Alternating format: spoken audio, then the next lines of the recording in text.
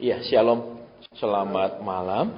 Ini ibadah perdana kita di tahun 2017. Saudara, kadang ada kebiasaan kalau di awal tahun itu dipompa dengan semangat, dipompa dengan motivasi, dipompa dengan janji-janji. Tetapi sebenarnya kalau kita perhatikan di awal tahun perjalanan itu mesti perjalanan yang benar, bukan dibicarakan tentang akhir perjalanannya, bukan dibicarakan kalau sudah sampai di sananya, tetapi yang perlu dibicarakan adalah persiapan perjalanannya sebenarnya. Ya kalau kita perhatikan, tapi kalau kita dengar-dengar selama ini kan khotbahnya awal tahun itu bahwa kalau belum dijawab tahun depan, semoga tahun ini. Ya toh, tahun ini Tuhan akan curahkan kebaikan. Tahun ini semua dipompa tentang janji-janji. Ya, padahal kita tahu sebuah perjalanan harus mengadakan sebuah persiapan. Ya, baik itu persiapan tenaganya dan lain-lain. Kemudian juga persiapan arah perjalanannya harus benar. Ya, karena kalau tidak, ya tentu saja semakin kita berjalan bukan sampai ke tempat, tapi semakin jauh dari tujuan. Dan itu yang kita akan pelajari pada malam hari ini. Ya, saya tidak mau tahu kemana Tuhan akan bawa kita dalam pemberitaan firman Tuhan, karena saya bukanlah tipe orang yang menyiapkan ayat kemudian menuliskannya di buku, menuliskannya, mencatatnya poin-poin apa yang harus disampaikan. Ya, karena tidak seperti itu Tuhan mengajar saya. Tuhan seringkali hanya mengajar tiap hari baca firman. Nanti kalau mau khotbah sudah baru duduk baru dapat ayat. Ya, terus artinya apa? Tidak tahu. Penjelasannya apa? Tidak tahu. Pokoknya ngomong. Ya, nanti waktu ngomong pulang baru, artinya begitu. Ya, yang ngomong sendiri tidak tahu apa yang mau diomongkan. Nanti sesudah ngomong baru tahu, ini. Itu saudara. Itu bedanya antara khotbah di bawah persiapan dengan khotbah di bawah urapan. Itu sama sekali berbeda. Baik, sekarang kita mau buka kebenaran daripada kebenaran firman Tuhan. Ya, yaitu jadi di dalam Ibrani pasal 12, ya, ayat yang umum sekali, ayat yang saya yakin semua orang sudah hafal, semua orang sangat sering dengar, ya, saya pun sangat sering dengar ayat ini, tapi kita mau perhatikan. Kenapa, saudara? Karena firman itu dikatakan selalu baru. Dibaca 100 kali pun akan ada pengertian yang berbeda lagi, sehingga orang tidak akan bosan. Kenapa orang bosan? Karena satu, bisa hatinya keras. Sehingga firman yang sama dia pikir tegur lagi, lama-lama muak. Itu yang pertama. Yang kedua, bisa karena yang menyampaikan tidak mendapatkan urapan, sehingga yang disampaikan bolak-balik itu lagi. Ya, intinya apa? Tuhan pasti tolong, Tuhan pasti berkati, Tuhan pasti pelihara. Intinya itu saja. Sehingga tidak ada pengertian yang baru, tidak ada suatu pengungkapan yang baru, sehingga lama-lama kita bosan. Ya, saya juga orang yang sangat cepat bosan, saudara. Terus terang saya katakan kalau saya dengar firman ini ujung-ujungnya begini, ujung-ujungnya pasti begini, dan benar. Ya, jadi putar-putar khotbah, ujung-ujungnya persembahan, putar-putar khotbah, ujung-ujungnya tabur, putar-putar khotbah, ujung-ujungnya ayo beri. Nah itu, saudara, seringkali. Ya, persis seperti dagang obat. Ya, pertama dia sebelum orang ngumpul, dia kasih atraksi, keluarkan ular lah, macam-macam lah, sulap lah. Ya, putar-putar sudah banyak orang ngumpul, tiba-tiba dia keluarkan obat, saudara. Ya, itu. Jadi kemudian ya orang beli. Dan walaupun saudara kadang-kadang tidak masuk akal yang dia omongkan, tetapi orang karena sudah terpana dengan omongannya, orang akhirnya beli, saudara. Jadi di otaknya diatur dulu, diciptakan dulu, digiring dulu opininya, kemudian maka orang akan menurut. Ya, kenapa? Karena kadang-kadang apa yang disampaikan tidak masuk akal. Contohnya gini, saudara-saudara, saya datang khusus ke kota ini membawa obat ini. Kalau di kota lain saya jual 1 butir 10.000. Di sini saya jual 3 butir atau 4 butir 10.000. Lah kena nih.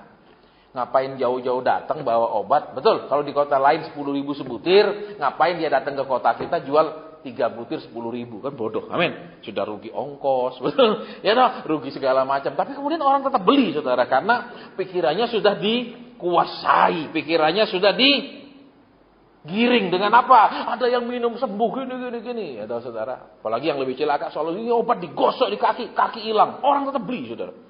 Ya, berani sekali dia gosok di kaki, kakinya hilang, dia beli. Coba bayangkan, kenapa? Sudah bodoh sekali, sudah nggak pakai pikiran sehat karena digiring dengan perkataan. Kiranya juga kita tidak digiring dengan perkataan khotbah-khotbah yang menina bobokkan, ya, karena kita bukan anak kecil.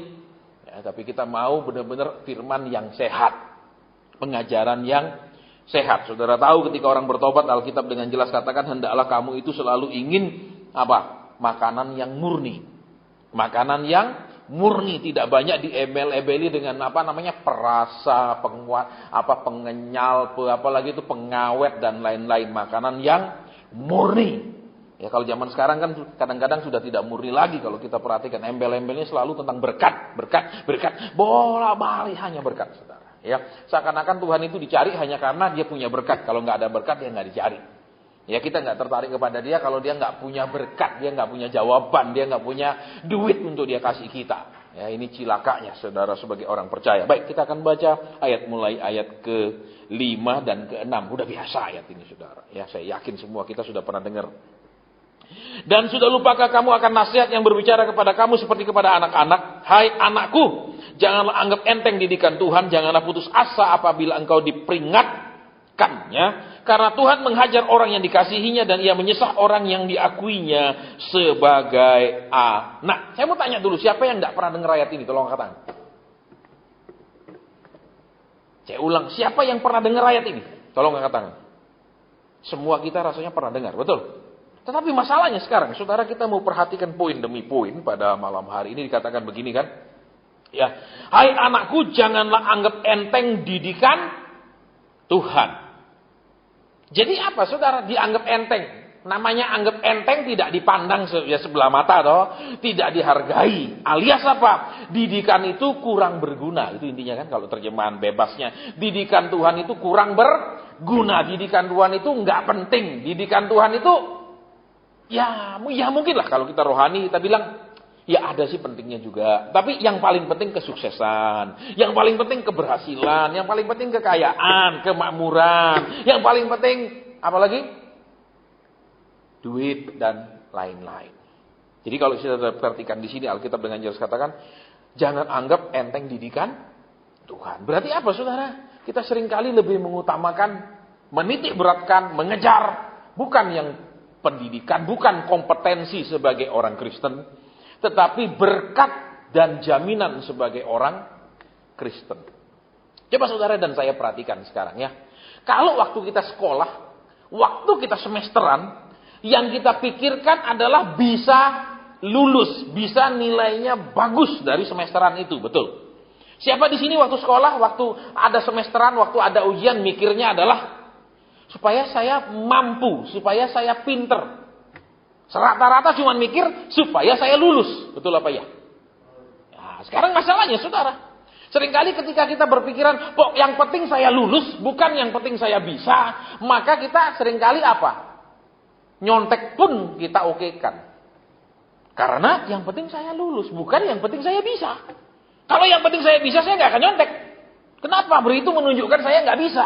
Yang saya kejar bukan kemampuan saya, bukan kompetensi saya, tapi yang saya kejar adalah nilai saya. Sehingga orang nyontek. Saya pernah ngalami saudara, terutama waktu SMA, ya kami bersaing ketat, saya tidak pernah naik dari ranking 2. Ranking 2, 2. Rasanya sakit hati saudara. Saingan saya masih bisa nyontek. Saya waktu dia nyontek rasanya saudara. Saya mau lapor, nanti dipikir saya iri hati. Panas rasanya saudara. Tapi saya tetap tidak pernah mau nyontek. Dan tetap saya ranking 2. Tetapi waktu panas SMA, karena itu kan yang jaga lain saudara. Bukan lagi guru kita yang jaga kan. Antar SMA gurunya ditukar kan. SMA ini jaga SMA ini tukar semua. Dan di situ nilai tanah saya tertinggi. Rasanya sakit hati sekali. Kenapa? Kita saingan jujur dong. Ya kan? Kita ini kompetisi jujur dong. Jangan nyontek dong. Tapi kan gak mungkin kita ngomong gitu sama dia. Gak mungkin juga kita lapor dia sama guru. Pak guru dia nyontek. Dia bilang kamu iri hati ya. Salah. Tapi bantel sekali saudara. Karena kan kita lihat mulai ngerepek itu kan macam-macam tekniknya saudara. Ada nulis di paha. Ya. Ada nulis di macam-macam ditulisi. Terus ada macam-macam lah. Namanya orang mau nyontek itu kan lengkap teknik-tekniknya ya. Selalu menemukan inovasi yang baru. Kita lihat lagi kembali di sini. Waktu kita sekolah yang kita inginkan hanya yang penting saya lulus naik kelas. Bukan supaya saya bisa. Sehingga fokus kita berbeda dengan fokus Guru yang mengajar. Kalau guru mengajar, kenapa dia kasih ulangan? Supaya kita dilihat seberapa kita bisa daripada yang diajarkan. Seberapa kompetensi kita. Kalau kita, yang penting saya lulus. Masalah saya tidak bisa, saya akan cari cara supaya saya bisa. Entah towel temen, nomor 3 berapa apa, nomor 4 apa, nomor 5 apa, nomor 6 apa. Yang penting saya nilainya bagus. Fokus mereka bukanlah mereka mengerti kehendak Tuhan. Fokus mereka bukanlah mereka berubah, ya, seperti yang Tuhan mau. Tapi fokus mereka supaya yang mereka mau itu kemudian diberi Tuhan, ya, supaya mereka hidupnya mengalami perubahan secara luar. Perubahan secara dalam tidak penting. Yang penting luarnya berubah, berkat bertambah, uang bertambah, penghasilan bertambah, aset bertambah, ya dong, karir naik. Itu yang penting itunya. Masalah jadi Kristen yang benernya lo enggak tujuan. Persis dengan orang yang sekolah, tujuannya nilai, bukan kompetensi. Jadi kalau kita lihat kembali di sini, ya, jangan anggap enteng didikan Tuhan. Coba, apa yang berarti dititik beratkan dari pengajaran? Berkat.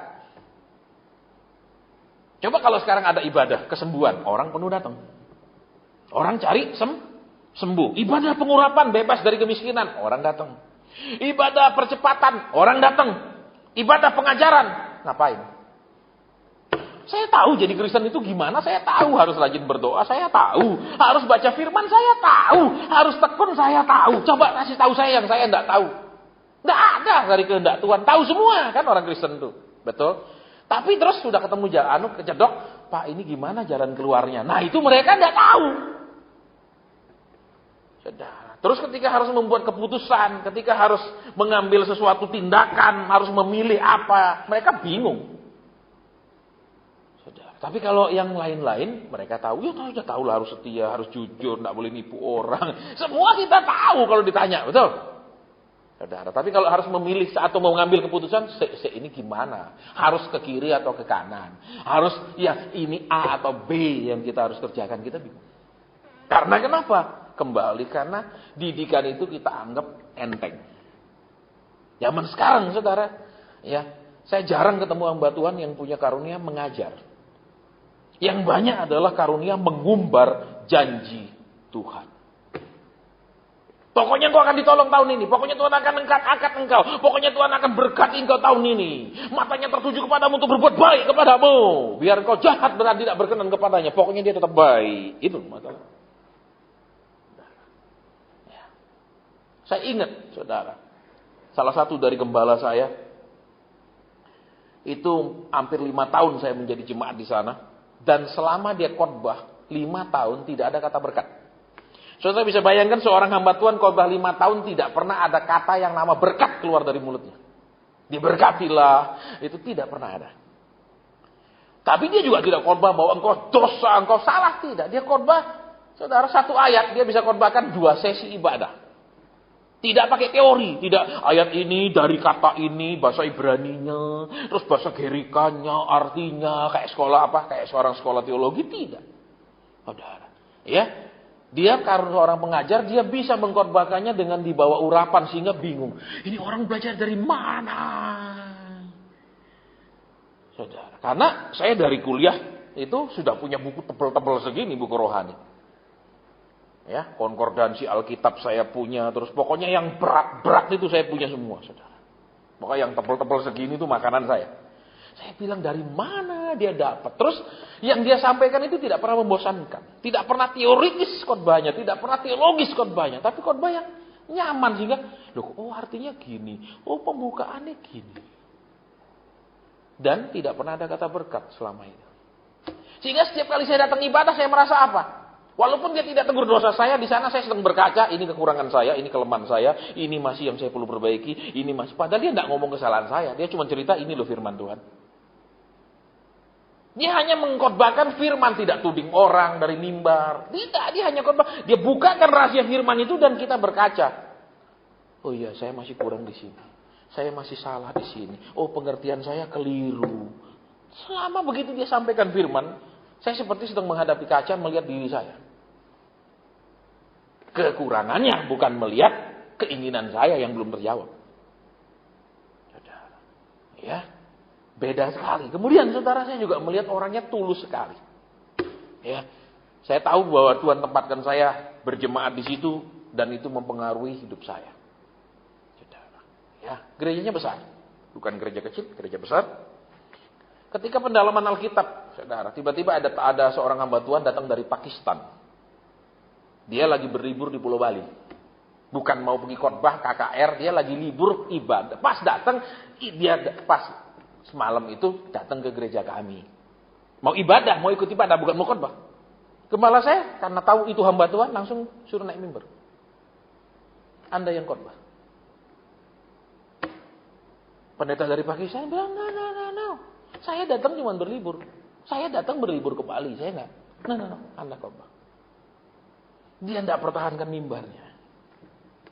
Silakan khotbah. Dia enggak takut orang itu ngajar sesat, dia enggak, aliran enggak. Sama enggak suka ngomong berkat dan nipu-nipu jemaat misalnya. Kalau sama, saya kasih khotbah. Kalau ngajarin supaya jemaat enggak tertipu, jangan misalnya. Enggak, dia terbuka, silakan. Naik, dia itu khotbah, dia santai sekali. Kemudian, saudara, zaman itu, zamannya presenter, ada Jakarta presenter dan pasar presenter, semua zaman presenter. Ya, kalau saudara yang sudah umur-umur dan sungguh-sungguh dalam Tuhan zaman itu tahu gerakan namanya presenter tahun 80-an. Ya, saudara, sekalipun ada ibadah di tempat kami, ada jadwal ibadah di tengah minggu. Kalau ada ibadah di gereja lain, dia akan umumkan dari mimbar hari Minggu. Saudara-saudara, ibadah di tempat kita hari anu ditiadakan.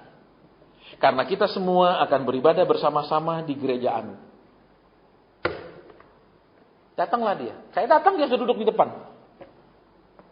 Dia pergi mengunjungi gereja lain. Dia pergi beribadah di gereja lain. Dia tutup gerejanya.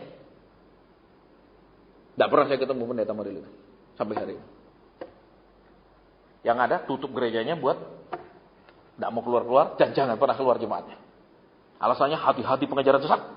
Hati-hati zaman sekarang nabi palsu. Enggak, saudara. Malah hari Minggu itu dia bacakan. Kita ada undangan dari gereja anu ngadakan KKR. Jadi ibadah di gereja kita ditiadakan. Bisa begitu, saudara. Pergilah kemudian kami sama-sama. Dan dia paling dulu datang. Begitu saya datang, gembala saya di depan. Dia kasih contoh, saudara. Dia tidak pertahankan mimbarnya, dia tidak pertahankan gerejanya. Ya, di situ saya belajar banyak dari dia, itu berbekas sekali saudara di dalam hidup saya dan pelayanan saya. Kemudian gereja membangunkan dia pastor yang besar. Ya. Padahal itu kan kalau dia yang membina dari nol, itu milik dia. Ya, itu jadi milik dia, sak gerejanya jadi milik dia, apa semua aset milik dia, itu biasanya begitu. Ya, kecuali maaf kata gereja pada majelis tidak bisa pendetanya model gitu. Pendiri adalah pemilik segalanya. Dia tidak, saudara. Ya, walaupun diberikan pastori, dia malah saudara sebelum menempatinya undang notaris. Dia suruh notaris datang, dia bikin surat pernyataan. Bahwa saya hanya menempati tempat ini selama saya ditugaskan menggembala di gereja ini. Bila saya sudah berhenti mengembalakan dan lain-lain, maka saya akan menyerahkannya kembali. Tidak ada yang seperti itu saya temukan, saudara, sampai hari ini. Belum pernah ada. Kok bisa Pak? Tahu belum pernah ada, saya sudah pindah-pindah gereja kok. Makanya saya tahu. Tidak ada, semua kalau perlu itu milik saya, itu punya saya, itu usaha saya. Jangan coba-coba ambil. Langkai dulu mayatku. Saudara, dia seperti itu, dia nggak peduli. Ya, seperti ketulusannya. Terus dia ngomong dari mimbar, yang saya paling ingat. Saya menyampaikan apa yang Tuhan mau kepada saudara-saudara. Kalau saudara tidak puas, kalau saudara tersinggung, kalau saudara mau pindah, silakan pindah. Dia tidak pertahankan jemaatnya. Dia tidak dengan segala macam teknik. Jangan ikut KKR di sana. Kita tidak tahu pendetanya siapa. Hati-hati zaman sekarang. Wah, tidak ada ditakut-takuti seperti itu, saudara. Dia begitu lepas. Di situ saya juga belajar domba adalah milik Tuhan. Ya. Saya beruntung, saudara, digembalakan dia. Saya beruntung melihat sendiri selama sekian tahun bagaimana menjadi seorang gembala yang tidak menguasai jemaat, yang tidak menguasai berkat-berkat, yang tidak khotbah menyenangkan jemaat. Jadi orang yang pokoknya Tuhan senang. Selesai. Makanya dia, saudara, satu-satunya gereja di kota itu, ketika gereja lain masuk menyedot jemaat, gerejanya dia tidak tersedot. Hanya gereja dia. Gereja lain, saudara, sekian puluh persen, semua pindah ke gereja baru. Gerejanya dia malah, saudara, dari 2 kali ibadah menjadi 3 kali ibadah. Kenapa dia ngajar jemaatnya? Kalian dewasa. Saya sampaikan firman Tuhan, kalian mau pergi KKR ke sana, pergi, belajar lebih banyak. Dia nggak bilang, ajaran kami paling benar, jangan pergi tempat lain. Ajaran kami paling top, jangan dengar pendeta lain. Alasan apa dengan pengajaran? Kalau kamu tidak ditanam, bagaimana kamu bisa tumbuh? Karena ajarannya gitu, betul? Kamu tidak boleh pindah-pindah. Gimana pohon dipindah. Nanti tidak bisa tumbuh. Kamu harus tetap di situ. Dulu kakekmu di situ, terus bapakmu di situ, kamu juga di situ. Nanti anakmu di situ, cucumu di situ, cucitmu di situ. Engkau menjadi pohon abadi di situ. Betul? Betul nggak? Kalau pohonnya di situ terus jadi pohon, jadi hutan ya, saudara. Betul? Ya, zaman sekarang kan begitu pengajarannya. Jangan coba kok harus jadi pohon yang tertanam. Makanya gereja menjadi kuburan. Kenapa? Karena mereka suruh orang tertanam di situ. Makanya khotbah mematikan, suasananya pun mematikan, khotbahnya tidak menyegarkan. Semua suasana mati. Karena itu kuburan. Kalau ditanam kan kubur. Betul. Kalau saudara tanam orang itu jadi apa? Sekarang kalau tempat yang untuk menanam orang itu apa? Kuburan. Betul? Ya apa enggak? Kok bingung gini? Apa kita tutup ibadah, kita pergi kuburan, lihat, tanya, benar enggak orang ditanam di situ? Semua manusia kalau ditanam itu tempatnya pasti Lah makanya mereka bikin tempat ibadahnya di kuburan. Kuburannya apa? Kuburan orang yang tidak pernah bertumbuh di dalam Tuhan. Kuburannya apa? Orang yang sudah 100 tahun tapi tidak pernah berkembang hidupnya. Betul? Tapi semakin membusuk hidupnya. Ya toh? Saudara. Baik, kita lanjutkan. Jangan anggap enteng didikan. Jadi orang Kristen ini jangan terus difokuskan kepada memberatkan kepada berkat, memberatkan fokusnya kepada materi, keberhasilan, kekayaan dengan kata karena kita anak Tuhan. Setiap tahun harus meningkat. Kalau dulu kita jalan kaki, sekarang harus naik motor. Kalau naik motor, segera harus naik mobil. Kita menitik beratkan kepada materi. Alkitab katakan di situ dengan jelas di kitab Ibrani, jangan anggap enteng didikan. Ketika kita memberatkan tentang materi, maka ketika ada pengajaran kita bilang tidak penting, tidak tahu. Terus yang kita pikirkan apa? Ini loh Tuhan, masalah duit ini loh gimana Tuhan? Saya ingin kaya Tuhan, saya ingin berhasil Tuhan. Itu terus yang akan dipikirkan. Terus kita lihat, dan janganlah putus asa apabila engkau diperingatkan. Saudara perhatikan di sini, ya. Di dalam proses Tuhan mendidik orang, namanya pendidikan, menjadi orang yang terpelajar, terdidik. Tentu saja saudara, orang yang terdidik akan beda dengan orang yang tidak pendidikan. Saudara bisa lihat tingkat sekolahnya orang dari tutur katanya. Betul? Semakin tutur katanya itu teratur, rapi, kemudian sekolahnya tinggi. Semakin ngomongnya sakarepe, ini bisa sekolahnya rendah. Terus apa lagi? Saudara, dari kecakapannya melakukan sesuatu. Dia ini orang yang terdidik, terlatih atau tidak. Betul, seperti kita ikut pramuka misalnya. Diajar apa? Tali temali. Terus diajar apa namanya? Menali apa namanya itu? P3K dan lain-lain. Kalau dia terlatih, ya kan? Itu apa namanya? Untuk ikat luka itu. Perban. Dia tidak akan perban sembarangan kalau dia terlatih. Betul? Kalau dia nggak terlatih, diambil perban, dia sembarang puter, sembarang ngikat, sudah pokoknya jadi. Akan kelihatan yang ngikat ini orang terlatih atau tidak, betul? Betul. Saudara, nah, kembali lagi makanya. Sekarang, yang kedua, saudara, janganlah apa dikatakan di situ? Putus. Jangan putus asa. Kenapa saudara? Seringkali orang Kristen ini gampang putus asa. Kenapa seringkali orang itu karena kembali ke sini, saudara. Titik beratnya mereka bukanlah kompetensi, tapi renumerasi namanya. Titik beratnya mereka bukanlah dilatih Tuhan menjadi orang yang terlatih, tapi orang yang diberkati Tuhan. Titik beratnya di situ. Sehingga itu terus yang mereka mau kejar. Mereka akan jadi putus asa ketika Tuhan bilang ini salah. Kamu ke arah mana? Kanan. Salah. Lurus. Sudah lurus. Ketemu perempatan lagi. Aduh enak jalannya kiri ini lebih sepi supaya cepat. Kamu belok mana? Kiri. Salah, mestinya kamu kanan. Wah, kok salah terus. Jadi putus asa. Kenapa orang bisa putus asa? Karena terus Tuhan mengkonfrontasi rencananya. Tuhan terus mengkonfrontasi pengertiannya. Tuhan terus mengkonfrontasi persepsinya. Tuhan terus mengkonfrontasi hatinya. Itu bikin orang putus asa. Kenapa? Misal Tuhan, tolong aku sekarang. Tuhan bilang, nah, aku mau latih daya tahanmu. Nggak bisa cepat-cepat.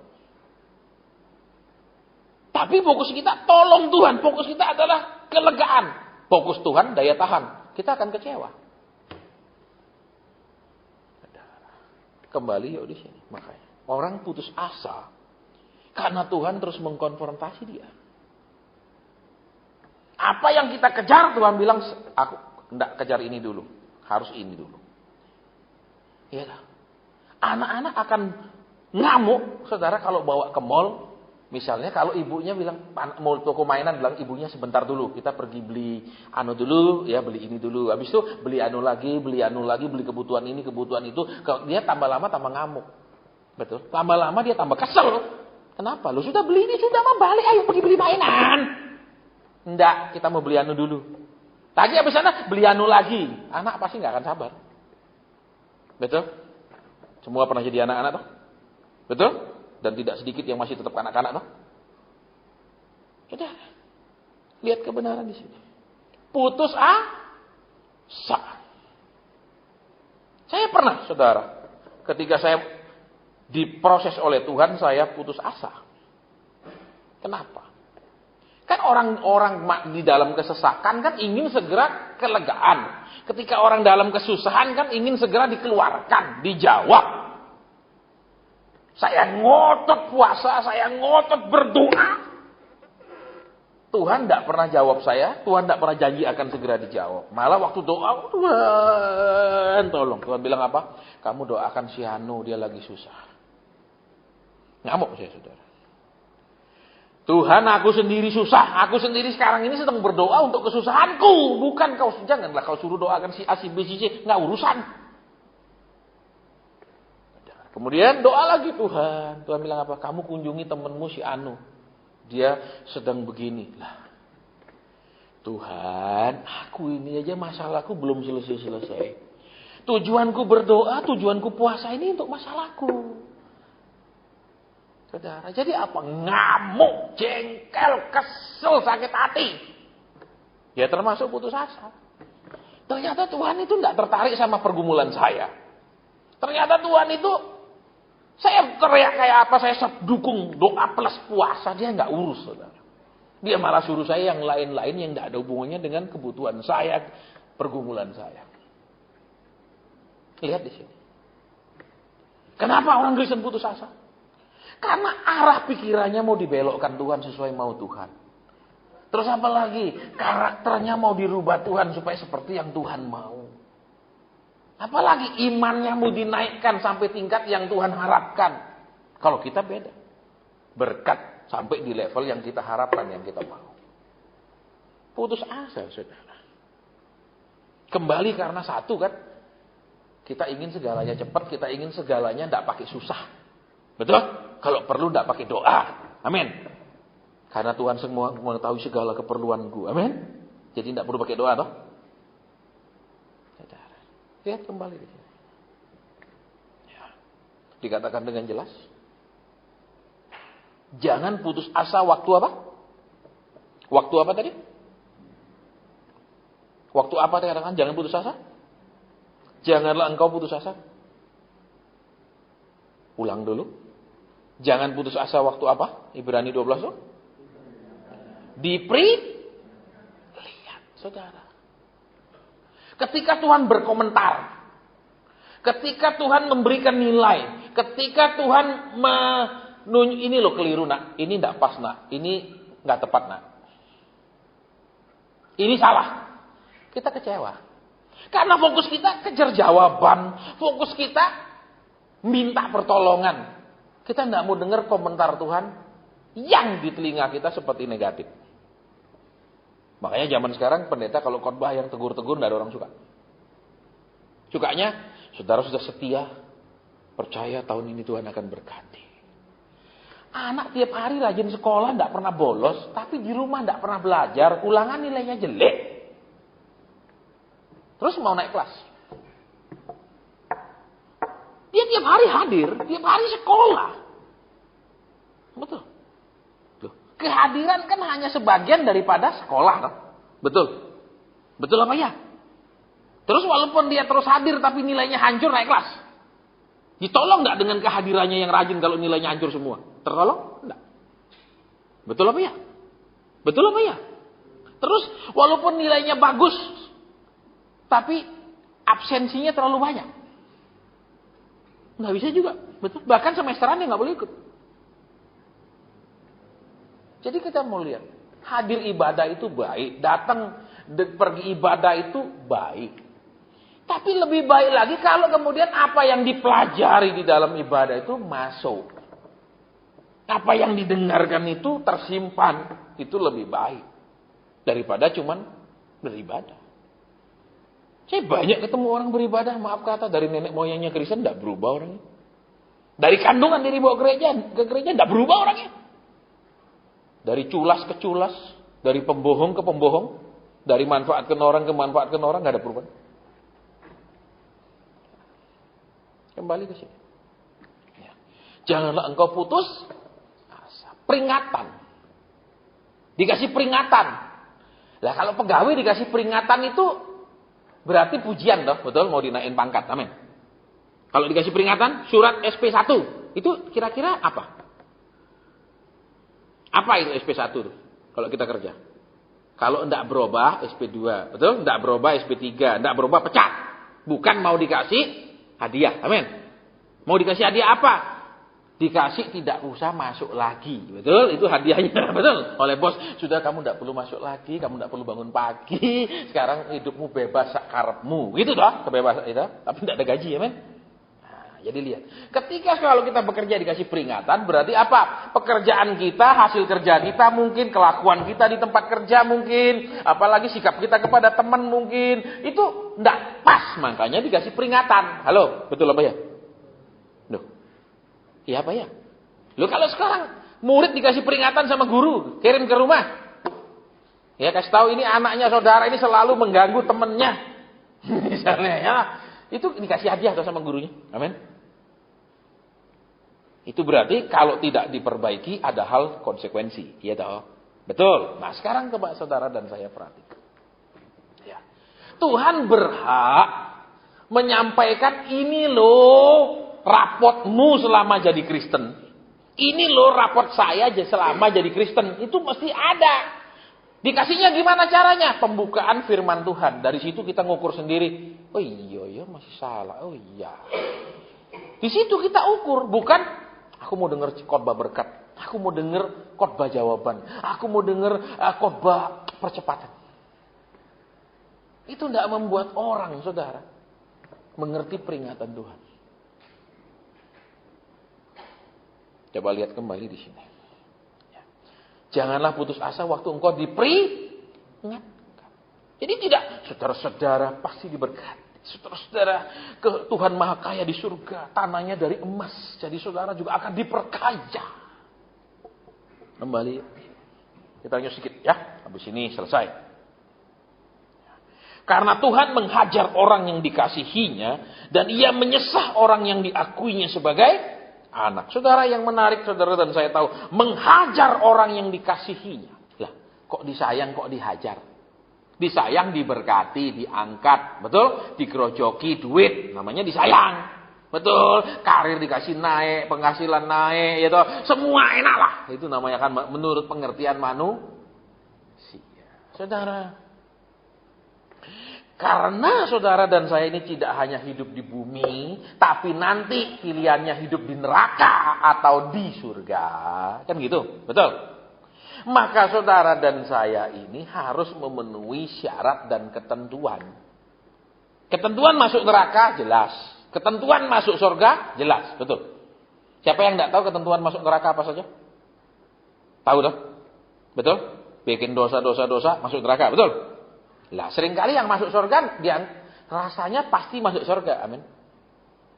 Pak, terus tidak pernah diajarkan ketentuannya, tertib hidup kerajaan. Sehingga orang merasa, oh mati pasti. Makanya banyak pendeta selalu kalau orang penguburan, saudara-saudara kita percaya sekarang dia sudah bersama dengan Tuhan. Mana? Itu omong kosong, saudara. Itu cuman karena aturan. Sopan santun mesti ngomong begitu. Betul. Loh. Kan tidak mungkin ada pendeta bilang, saya tahu bapak ini penjinah. Saya yakin sekarang dia di neraka. Tidak mungkin. Ngamuk turunannya anak-anaknya, betul. Harus manis-manis ngomongnya. Walaupun mungkin kalau pendeta ditanya, Pak pendeta izin tanya ya. Bapak yakin dia di surga? Bapak udah lihat tadi. Bapak udah pernah tadi masuk surga, liatin ketemu. Terus Bapak balik sini. Jawabannya pasti sembuh. Ya dah. Saudara, saya pernah. Ya. Kebetulan itu adalah ibu dari ibu gembala meninggal. Ibunya ibu gembala. Karena gereja itu digembalakan oleh seorang ibu. Ya, ibunya meninggal, saya disuruh khotbah. Jadi peti mati di depan sini bawa mimbar.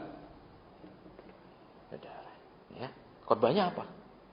Nggak ada khotbah. Saudara kita percaya dia bersama dengan Tuhan.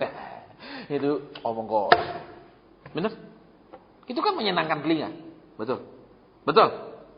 Loh, kalau orang selalu ngomong yang baik-baik saja bisa jadi dia banyak bohong. Amin. Amin. Loh kalau semua baik-baik saja bohong berarti betul. Loh, sekarang saudara diajak pergi makan nih, katakan pesta ini ada 10 macam. Ditanya, enak semua? Semuanya enak sekali. Kemungkinan bohong. Betul apa enggak? Pasti ada makanan yang tidak sesuai dengan lidah saudara. Ya toh? Tapi demi sopan santun bohong. Oh, enak sekali. Amin. Betul. Kenapa enak sekali? Ya kebetulan diundang pesta, saya kasih amplop 1000-an, saya makan kenyang di mana? Cari 1000 makan 10 macam. Amin. Gitu. Gitu saudara. Makanya zaman sekarang orang pesta kan sering kali apa? Ditulisi amplop nomor sekian, ditulisi nanti dibuka berapa? Betul. Karena kadang-kadang kan maaf kata orang-orang yang diundang pesta ini elek pol. Betul. Kasih 1000-an terus bawa anaknya 5. Kasihan yang pesta. Kokot saudara. Betul. Iya dong. Apalagi terus nanti malam kita pesta. Jadi hari ini mulai pagi puasa. Wah itu. Wah terus nyerbu gilaka saudara. Ya dah. Iya dah. Kalau dulu saudara juga apa? Orang yang ngadakan pesta juga sekarang itu hitung untung rugi. Kalau zaman dulu saudara surat undangan itu enggak ada gambarnya gentong uang. Itu enggak ada. Loh. Iya, saudara-saudara yang sudah atas kayak umur-umur saya gini, tidak ketemu surat undangan ada gambar gentong uang, amplop, tidak ada. Cuma surat undangan zaman dulu. Sakarepe orang mau nyumbang apa? Kalau zaman sekarang enggak. Dia ngundang itu kayak jualan apa surat undangan ke acara. Ditulis di sana kan, karangan bunga, coret, seringkali, betul. Terus apa lagi? Coret, amplop, yes, ya kan? Saudara, orang juga kadang-kadang mau ngadakan pesta tidak berani keluar uang. Orang ngadakan pesta hitung-hitungan, nanti saya pesta dapat berapa. Dia bukan mengadakan pesta, dia berusaha menjadi EO, event organizer. Ya sekarang orang tuh mau kasih apa, betul? Lagi ngundang orang datang, sudah orang habis waktu untuk datang, betul? Gitu. Syukur-syukur mau datang orang diundang. Terus apa gambar amplop? Saudara, maksudnya apa? Maaf, ini undangan tidak gratis, makan tidak gratis, pakai otak, bayar. Kasarnya, ya toh, nandak tulus toh. Betul, saudara.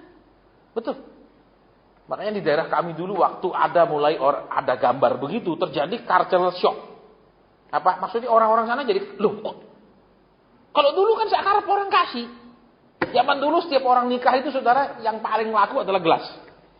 Orang bungkusin kado gelas murah, 6 biji gelas setengah lusin itu murah. Ya, rata-rata orang kasih gelas. Nek yang agak lumayan, kasih piring agak mahal. Kalau gelas murah, apalagi sekali kena air panas plak, murah sekali sudah.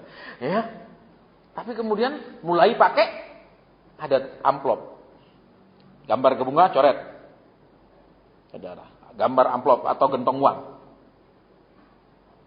Lah orang sana jengkel. Kok gini, ngundang kok gini. Saudara tahu dimasukin berapa? 100-an rupiah satu lembar. Ini kisahnya. Karena lu ngundang orang ya harus berani, namanya ngundang ya keluar uang, jangan ngitungin dapat balik berapa. Ya, makanya juga itu berlaku di tempat ibadah. Undang ini aja, nek undang ini banyak yang datang, banyak persembahannya. Kenapa? Nek banyak persembahan, kita kasih dia persembahan berapa, sisanya masih banyak, untung. Jadi IO, event organizer, kegiatan Kristen seringkali jadi IO.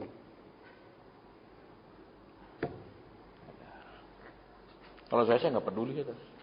Diundang bahkan saya sikat bersih, mukanya udah enak saudara gembalanya, nggak peduli. Lu mau undang lagi syukur, nggak undang lagi juga baik. Loh saya begitu. Kenapa kadang kalau diundang tuh Pak ngomongnya ya tolong ya Pak ya. Maksudnya apa? Bikinlah jemaat seneng Pak, bikin enak-enak Pak. Jangan tegur-tegur dia. Kalau dia dibikin seneng kan dia gampang keluar uang. Jangan tegur dosanya, dia merasa sudah seorang benar, dia akan keluar uang banyak. Bikin dia nyaman. Itu namanya uang tutup mulut. Jangan tegur dosa, kasih uang aja. Ya tanda ini uang penuh sama pendeta, penuh uang di sini nggak bisa ngomong. Baik, kita lanjut sedikit. Ya. Jadi orang yang dikasihi. Saudara,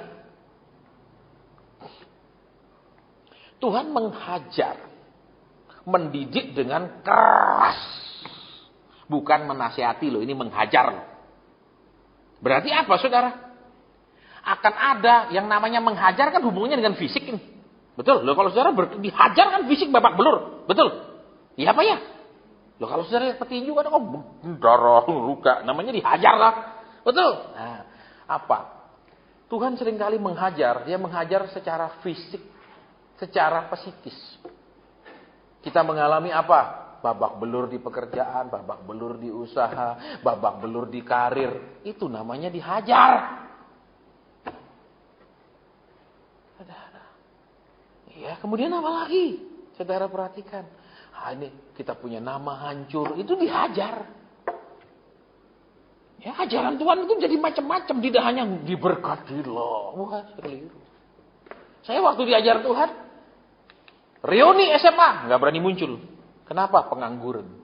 Bilang pendeta nanti ditanya jemaatnya mana, nggak ada. Bingung. Terus apa? Sekarang di mana? Nggak tahu. Kerjanya keliling pedalaman. Nek kumpul sama teman-teman SMA dari sekolah yang top, nggak enak loh. Mereka semua sudah jadi orang. Lah saya masih jadi monyet. Itu yang namanya dihajar Tuhan. Dihilangkan statusnya, diturunkan segalanya, itu namanya dihajar. Tuhan yang hajar, bukan orang. Ya, makanya saya paling tidak senang kalau dengar khotbah-khotbah Nina Bobo. Berarti pendeta yang khotbah itu cuma tamatan sekolah. Dia tidak tamatan sekolah kehidupannya Tuhan. Makanya khotbahnya di awang-awang. Enak. Ya buat dia enak, tiap dia khotbah dia dapat duit. Buat jemaat tidak enak, tiap khotbah harus kasih persembahan. Susah tidak susah, antar persembahan. Betul?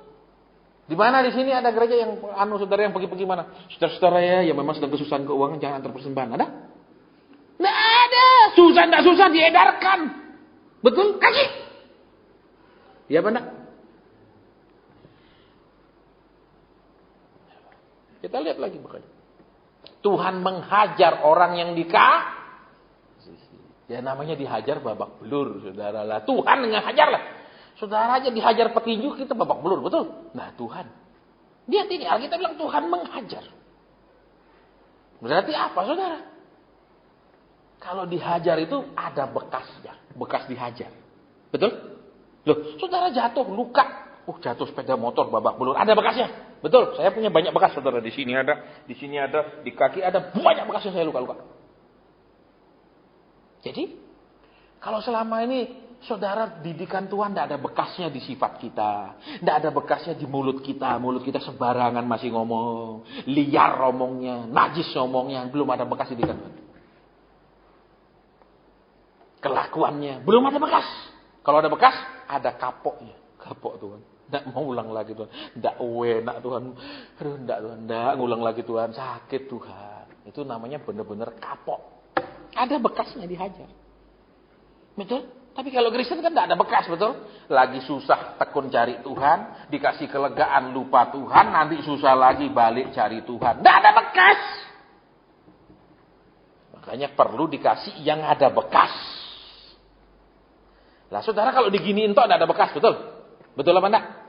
Tapi kalau di sekeras-kerasnya itu bekas berhari-hari. Betul apa ya? Betul apa ya? Makanya sering Tuhan menghajar kita, bukan didikan yang enak-enak, bukan situasi yang ya agak-agak sedikit tidak enak gitu, enggak. Yang super sangat tidak enak. Supaya berbekas. Ya, coba sekarang saudara giniin aja, bekas enggak? Enggak, tapi kalau sekeras-kerasnya bekas. Betul apa enggak? Makanya Tuhan menghajar yang dikasihi. Berarti apa? Dia mendidik dengan sangat keras. Dia membawa mereka ke dapur perapian yang super panas. Supaya berbekas. Jadi anak Tuhan itu sebenarnya orang-orang yang hebat, betul? Yang dididik dengan super keras. Amin. Tapi banyakan maaf mereka itu kerupuk. Kenapa? Sedikit masalah susah sekali. Sedikit persoalan bingung sekali. Amin? Ya enggak? Sedikit tantangan stres sekali. Kembali ke sini. Karena mereka enggak ngerti. Tuhan ada sedikit, tolong selesaikan, hindarkan, hancurkan, ku patahkan, ku remukkan. Saudara enggak bisa lagi sekolah terima soal, ku robek-robek dalam nama Yesus. Duh. Kan ini sekolah apa? Betul? Loh ini sekolah SLB Pak, ya. Misalnya gitu, ya toh? Ini SLB, sekolah luar biasa. Ya toh? Makanya, kan enggak mungkin kalau saudara kita dikasih soal, kita harus kerjakan, bukan robek. Amin. Amin. Loh ya apa enggak? Loh kalau kita menghadapi persoalan untuk kita hadapi, bukan untuk kita tengkang, tengking, patahkan, hancurkan. Yesus cuma nengking setan, penyakit, kuasa gelap ditengking. Persoalan enggak. Kapan Yesus pernah tengking orang-orang Yahudi yang mau membunuh dia? Pernah? Tidak pernah. Betul? Ya mana? Aku menengking rencana Yahudi yang ingin membunuh aku. Tidak ada di Alkitab. Baca. Betul apa ya? Terus waktu dia tahu bahwa si Yudas ingin mengkhianati dia, apa dia bilang? Roh pengkhianat. Nyah! Begitu? Dia tidak tengking. Tapi zaman sekarang orang kita semua ditengking. Mana ada di Alkitab? Betul apa ya? Betul apa ya? Pernah Yesus tengking-tengking begitu? Waktu orang-orang Yahudi nolak pengajarannya, dia bilang, aku tengking roh keras hati daripadamu. Ada? Tidak ada. Betul apa ya? Yang dia tengking kuasa gelap. Betul, orang apa namanya? Kerasukan, orang bongkok diganggu kuasa gelap. Ya toh, penyakit macam-macam ditengking. Ya toh, keras hati tengking enggak? Betul. Orang Yahudi, orang Farisi, Saduki selalu cari salahnya. Dia tahu dia dicari salahnya terus. Kan? Dia apa bilang? Roh yang selalu mencari kesalahan, minggir. Ada? Enggak ada. Makanya heran zaman sekarang begini tengkang, tengking. Setannya bilang, Tuhan aja enggak begitu sembarang. Makanya kebanyakan telolet gombal. Udah. Ya. Terus di sini kita mau perhatikan lagi, ya. Dan ia menyesah orang yang diakuinya sebagai anak.